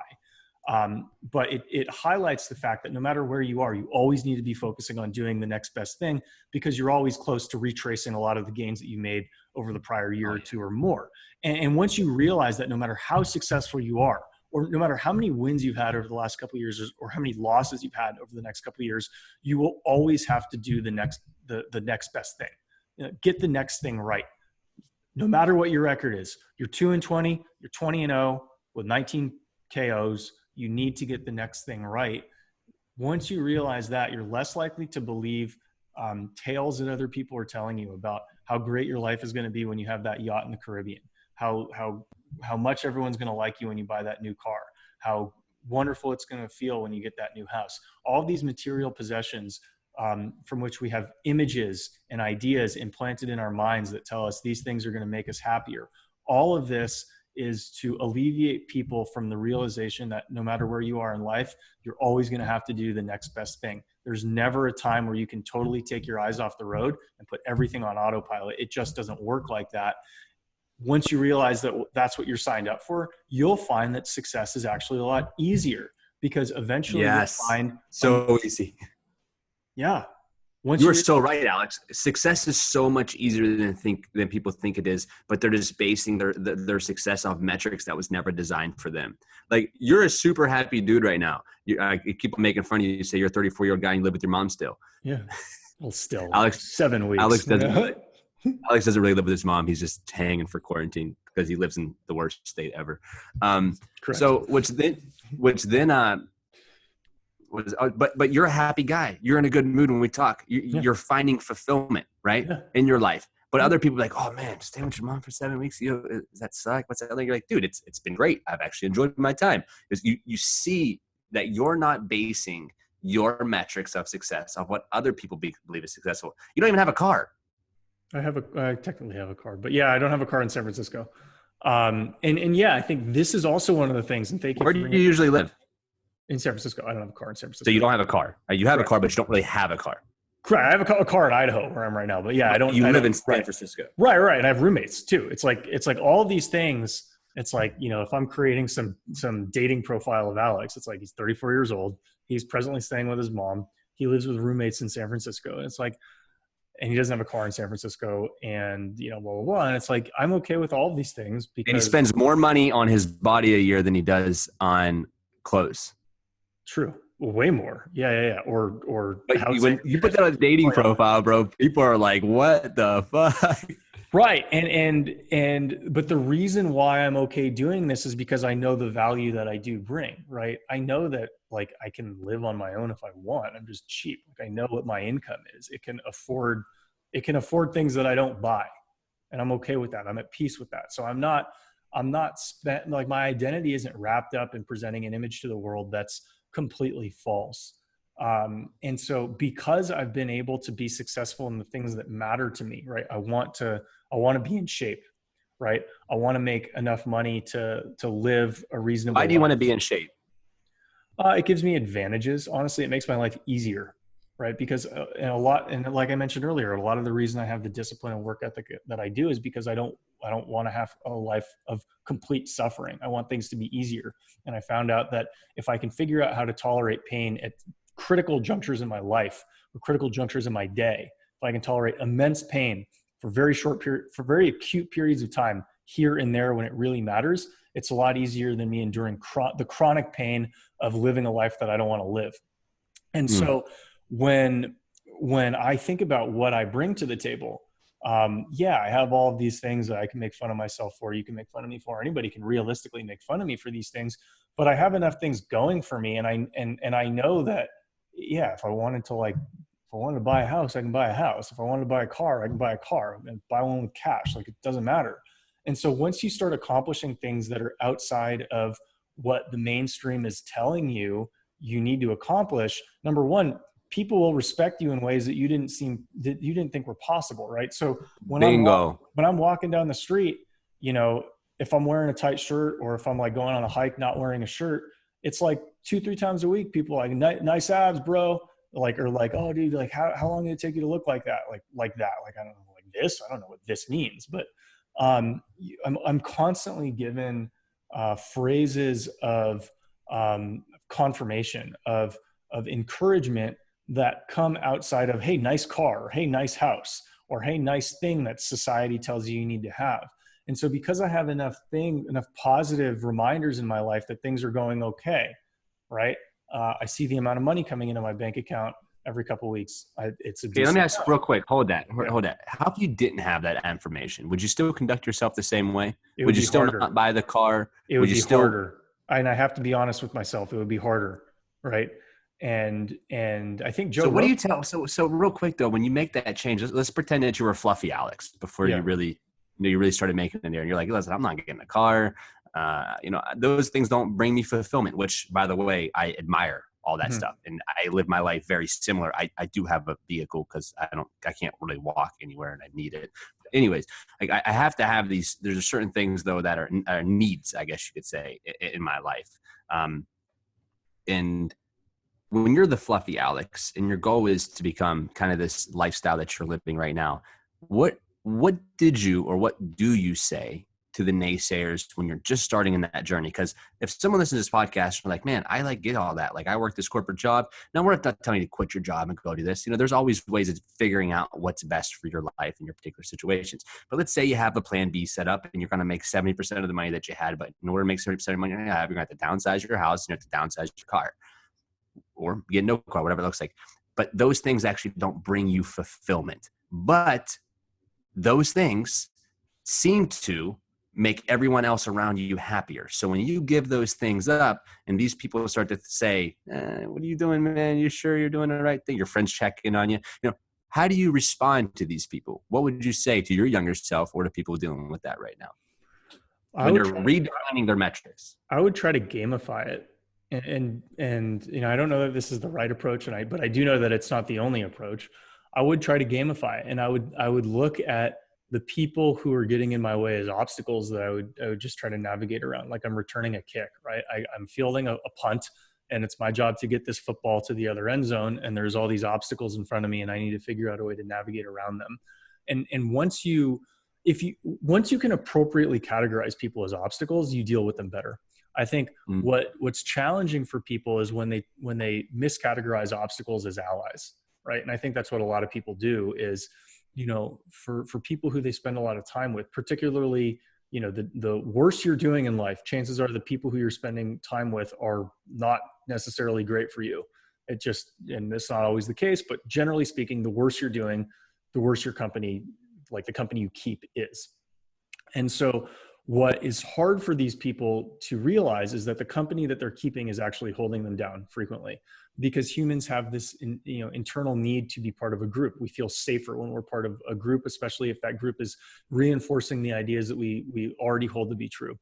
And so what you need to realize, if it's the case, if the company that you're keeping is holding you back, these are defenders that you need to get around. These are not allies. These are not your teammates. These people. Now, and so I have a lot of experience with this because I keep a pretty rough crowd and I keep a very unique crowd, I would say, especially at Iron Valley Barbell. It's the circus, bro. I've discussed it before. It's the greatest showman. We have drug addicts all the way to pastors and everything in between, shirt and ties and construction guys. It doesn't matter. They come to IVB and they're welcome at IVB. But my personality really caters to all. I get the pastors real well.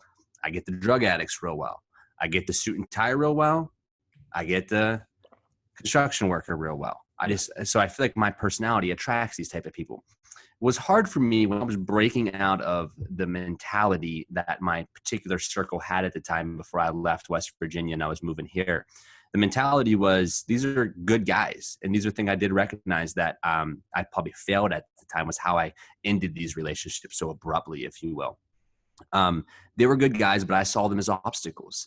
And I made them, instead of seeing that their lifestyle choices are just separate from mine, that they're different than mine, that I have a new path that I want to take, I considered them more enemies, if you will, because I saw it as an obstacle. But it put in my mind something more negative that I had to distance myself from there. that I knew the feelings that I was receiving when I was with him wasn't good for me.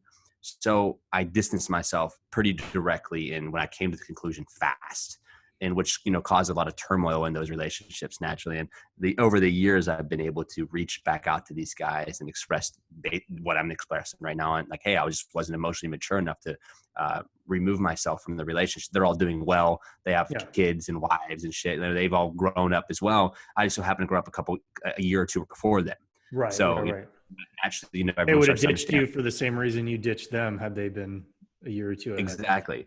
But what's to think about here is how you evacuate out of the relationship is going to save you turmoil in the future. So, just basically like, and it's not that I'm peace, fuck you guys, I'm out. It's more just like, you just limit the calls that you have. Like, for instance, I have a friend who every time I talk to him on the phone, I just don't feel as fulfilled. I just don't feel as good. I don't like, we talk about, he's big into gossiping. Oh, dude, I heard someone said this about you in town. People talk about me all the time in town, like good things. I'm sure there's bad things as well.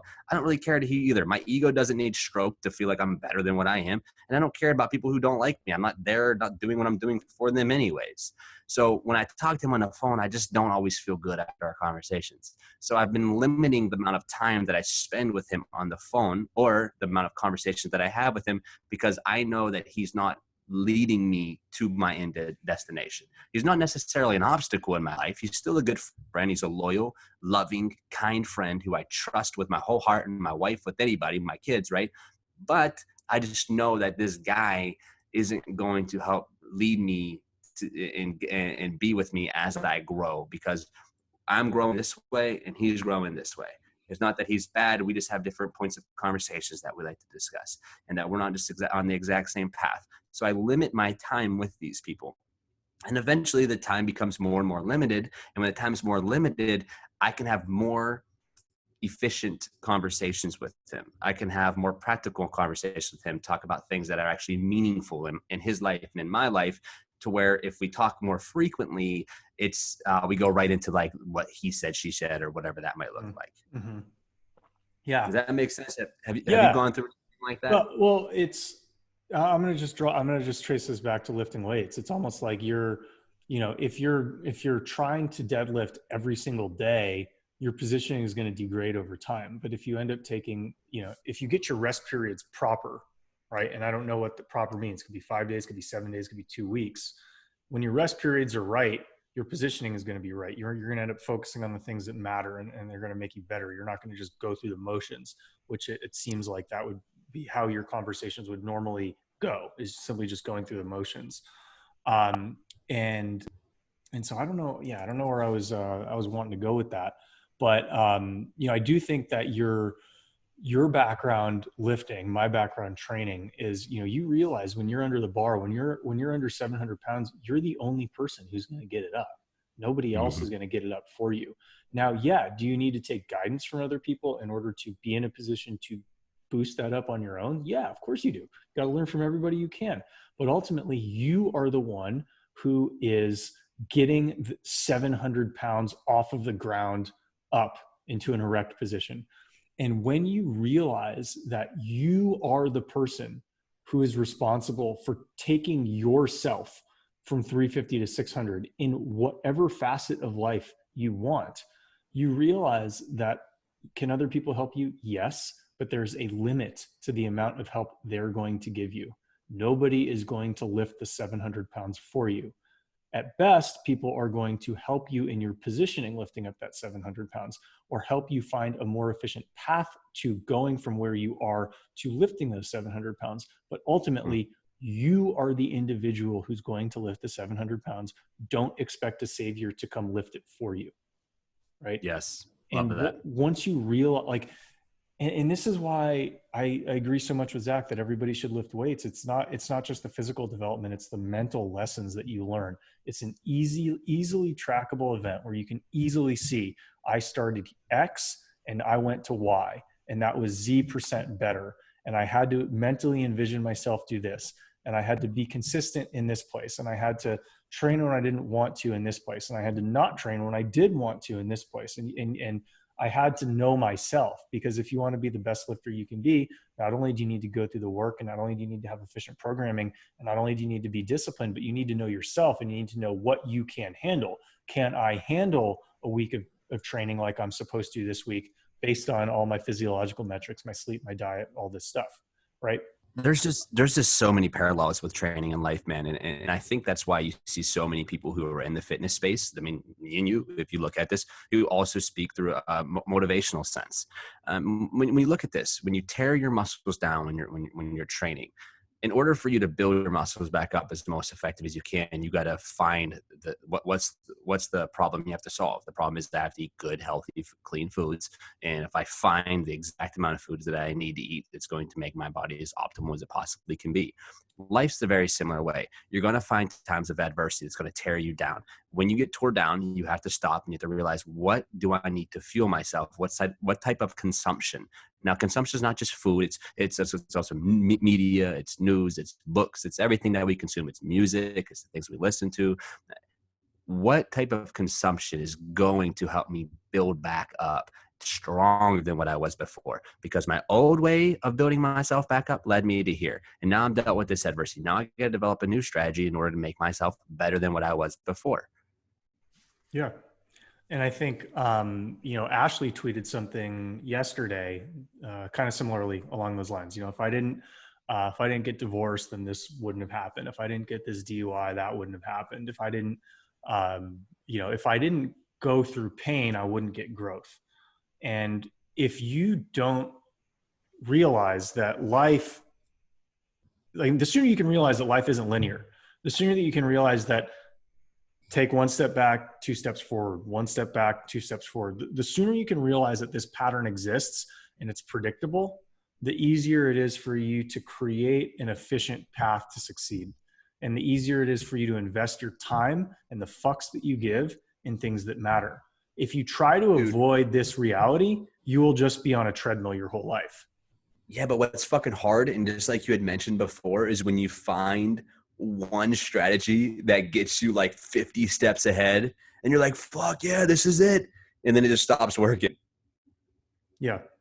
Well, just like you did, a hard work, it's sometimes it's not always 2 steps forward, 1 step back. It's a lot easier actually, I think, when it's that way. When you start taking like 50 steps forward and then all of a sudden you just hit a stopping point and you're like, fuck, now you're taking 5 steps back, 3 steps back, 2 steps back. You're like, why can't I progress? What's going on?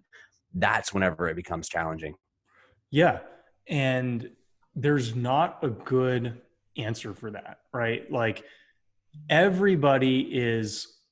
everybody, people are much more willing to invest effort when there's tangible benefits to that effort.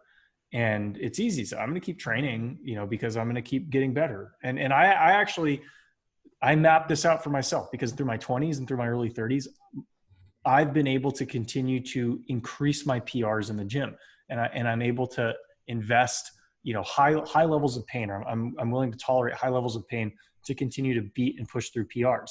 At some point, I will hit my life PRs. At some point, I will get to a point where I will not get better than the high watermark I set for myself. And then I have to realize that, and would I be willing to put in the effort and go through the pain that I've gotten through to be 98% of my former self? Because it's a lot easier for me to map out, I'm going to be 101% of my former self. Hell yeah, I'm going to go through this pain just to do it. But I know at some point, and maybe that point is 1 year from now, maybe that point is 10 years from now. But at some point, a good year is me being 99% of what I was the year before. Absolutely. And knowing that I'm going to have to go through essentially a degradation in the feedback that I get, the return on the investment of my pain, that's going to be a challenge. And I think, what separates Zach's mindset and what I think separates my mindset from most people's is I'm honest with myself about the challenges that I'm going to face and about the obstacles that I'm going to overcome. I know that this is going to be a challenging thing for me. I know the various points of weakness within my body that will be most likely to cause other things to break down. So I realize that I'm vulnerable. I'm at peace with my vulnerabilities because I've mapped them out and I know which ones are most likely to knock me off the path that I'm on. So people look at me and they think that, you got, outside of like the IVB crew and Zach, who can destroy me in various lifts. Most people on the internet will look at me like I'm a really strong guy who's in excellent shape. What more could he want? They don't realize. Yeah, you're like one of the strongest, leanest guys I've ever known. Yeah, and so people don't Best realize. looking too. Thank you. Well, you're pretty good looking too. You got a pretty good looking picture in the forward in my recipe book coming out Friday. But what people don't realize is that I'm vulnerable, right? Because it's within our nature to look at people who look like they have the qualities of a dominant individual and ascribe greater skills to that person than they are, because it's a way people fear other people. It's so when you look at somebody and you think that person has high status, you actually believe that person to be taller than he really is, right? This is crazy. If you look at studies where, somebody is presented to Zach, this person, not that Zach cares about academic credentials, but if he was the average person and did, Zach, this is a adjunct professor. Zach, this is a professor. Zach, this is a tenured professor. Zach, this is a Nobel Prize winner. Guess how tall this person is? Every level that you present this person to be of higher social status, Zach, if he's a normal person, will perceive that person to be like a half inch taller. And this is no accident. This is because our minds are wired to perceive people who are stronger than us as being even stronger than they are, to protect us from challenging people, in my view, to protect us from challenging people who can ultimately be detrimental to our life course, right? Life courses. So if you meet somebody who's really powerful, it has seemed to be advantageous throughout the history of humans to actually over-perceive that person's strength, to perceive the guy who's 6'5" to be 6'7". Once you realize that this is common within all of us, you realize that you do this. I perceive strong people to be even stronger than they really are. And when other people perceive me to be in a position of strength, they perceive my strength to be even greater than it really is. They don't realize that a strong person can be simultaneously incredibly vulnerable, because they didn't, they weren't on a team in 2007 like I was. That was the number one team in the country for 15 weeks out of the year, with like 6 Major League Baseball players that choked in the playoffs, right? Because they don't realize that Superman can fall on his face, because they haven't seen Superman fall on his face. But once you realize that every successful person has critical vulnerabilities, right? Google's a company that I work for that everybody sees is making cash hand over fist. What could possibly happen to them? A lot of bad things could happen to them. They could have antitrust lawsuits. They're one judicial decision away from having a crumbling business model. And so people don't realize, number one, successful people are vulnerable. Number two, if you're successful, you're also vulnerable, whether you figured it out or not. You are.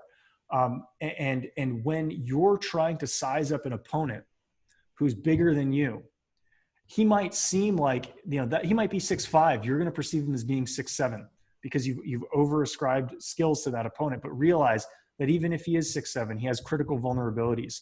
And if you can outcompete your opponent through critical vulnerabilities, you can win. And I think, one reason why Zach and I might be able to see all of these paths to success is simply our drive to compete, our drive to do better, our drive to find a more efficient route from A to B leads you to seeing all of these patterns in the world through human relationships, through social dynamics that other people don't see. They even probably think we're crazy for talking about these things, because the desire to win just isn't so great that finding more efficient, more effective paths isn't constantly top of mind for people 16 hours a day times 10 years. Mic drop. That was some good stuff. I really like that, man, because I was able to draw a lot of parallels with my life with that. When I used to amateur box and I knew a dude's record before going in, I always thought he was like, I always just perceived him to be so much better than me. I'd see him warming up and be like, man, he got it. He got the sauce, bro. Dang. Okay. I just remember thinking that, and maybe that was the most intense environment that I've ever been in, because someone's really trying to fucking knock my head off. Mm-hmm. So I think that it also equipped me with a lot of the self-belief that I have today was that. But I totally agree with that, man. We always perceive people to be taller, bigger, stronger, better than what we are. And that's actually something that I reteach my guys when they come here. So like I said, all of my team had moved here from out of town, and they've been with me now for quite a few years. And Dylan and I were actually discussing last night. He goes, something I really enjoy about working with you and coming in and joining the IVB team was how relatable you were and how easy you showed me that this is possible, that you're really no different than me. He goes, I perceived you to be just so much different. Like you just had so much more stuff figured out, and you're going to get, at this next level. It's just like, and there'll be certain areas of my life where I do have things more figured out than other people, but there'll always be areas in my life where other people have things more figured out than me as well. Mm-hmm. And something that I was always real big on teaching is my guys is almost using me as a maybe a visual to see that I'm still working through things. I'm still developing myself. I'm still developing my strengths, and still like, yeah, you're learning from me on the deadlift, but I still got deadlift numbers I'm chasing. I haven't reached my pinnacle yet either. And to show that. Right. And I think, if we go back to the material goods that other people feel they need to demonstrate to the world that they have, it's in part because people are uncomfortable with openly expressing their weaknesses and their vulnerabilities, right? So I'm open about saying that if I want to get from point A to point B in my lift, I need to get my core stronger. Like, we know I need to get my core stronger. We know that these are my vulnerabilities. I know that as a lifter, I need to improve my left shoulder mobility if I ultimately want to increase my ceiling, right? There's no lying about this. Like, this is what I need to do if I want to get better. I think so many people are unwilling to have a flashlight shined under their hood, that like they're uncomfortable with a personal audit because they're uncomfortable of what that personal audit is going to expose to the world about them. And so rather than go through the internal audit that's necessary to figure out your weaknesses and speak openly about them and address them, they try to paper them over. They try to put Band-Aids over with a nice house, hot wife, nice car. And what that prevents them from doing is openly speaking, saying, look, I'm not perfect. And these are the reasons why I'm not perfect. And this is what I'm trying to do to increase the likelihood that I will be more perfect tomorrow than I am today. They just don't want to have these gray area approaches. They want to see themselves as either perfect, either hugely successful or massive failures. They're too binary. And they're uncomfortable living in the middle, which we know life's going to be, living with a thorn in their side every single day. Because they can't handle that sort of anxiety of not being perfect.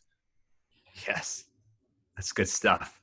Alex, I had a great job on a great time today on the podcast. You did a great job. I think you're a phenomenal talker. Thank you, Zach. Maybe one day I can model my accomplishments after what we know you're going to accomplish in 2-3 years down the line. I think talking in front of 5,000-10,000 people would be that'd be awesome. That would be extremely incredible, and it's going to happen maybe for both of us. You just never know where life may take us. And you know what? I might see you there. That would be great.